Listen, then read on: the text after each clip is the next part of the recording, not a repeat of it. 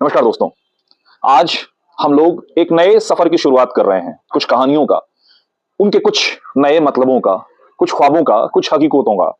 कोशिश करूंगा कि आप लोगों के साथ अपने धर्म, संस्कृति, माइथोलॉजी, जीवन, उससे जुड़ी हुई कहानियों का साझा करूं, ताकि हम कुछ पुराना जान सके और उससे कुछ नया सीख सकें।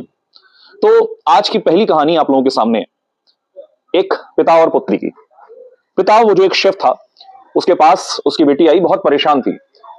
बेटी ने कहा कि पापा, बहुत सारी झंझटें हैं, परेशानियां हैं, दिक्कतें हैं, समस्याएं हैं, क्या करूं, पता नहीं पार कर पाऊंगी कि नहीं। उसका पिता, उसका फादर एक शेफ था। उसने 3 पॉट्स लिए, पॉट यानी बर्तन, खौलता हुआ पानी उसमें रखा, पानी को रखा, खौलते हुए पानी में 3 अलग अलग वस्तुएं डाली। पहला एक आलू, दूसरा एक अंडा और तीसरा कॉफी की बीन्स, पिसी हुई ग्राउंडेड बीन्स। थोड़ी देर छोड़ दिया।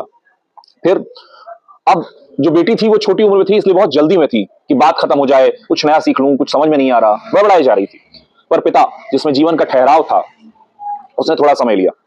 थोड़ी देर के बाद उसने आलू निकाला, अंडा निकाला और जो कॉफी थी उसको छान दिया। कहा, आप देखो। तो बेटी ने कहा, क्या देखूं? तो पिता ने कहा कि देखो, परिस्थितियां एक जैसी थी, पानी तीनों के लिए उबल रहा था, पर तीनों के रिएक्शन क्या थे।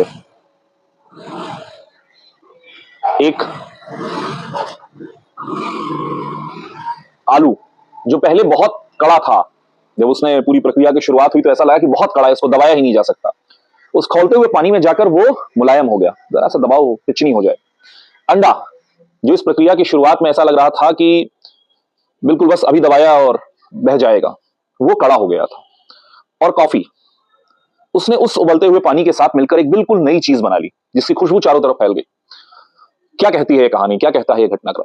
कि जीवन में हमारे पास जो अंदर होता है, वो खौलता हुआ पानी, वो बुरी परिस्थितियां उसको बाहर निकाल के लाती हैं। यानी अगर एक हम हिम्मती, ईमानदार आदमी हैं, तो मुश्किलें हमें और ज्यादा चमकाएंगी, सोना कुंदन बन जाएगा, साफ सुथरा चमकता हुआ।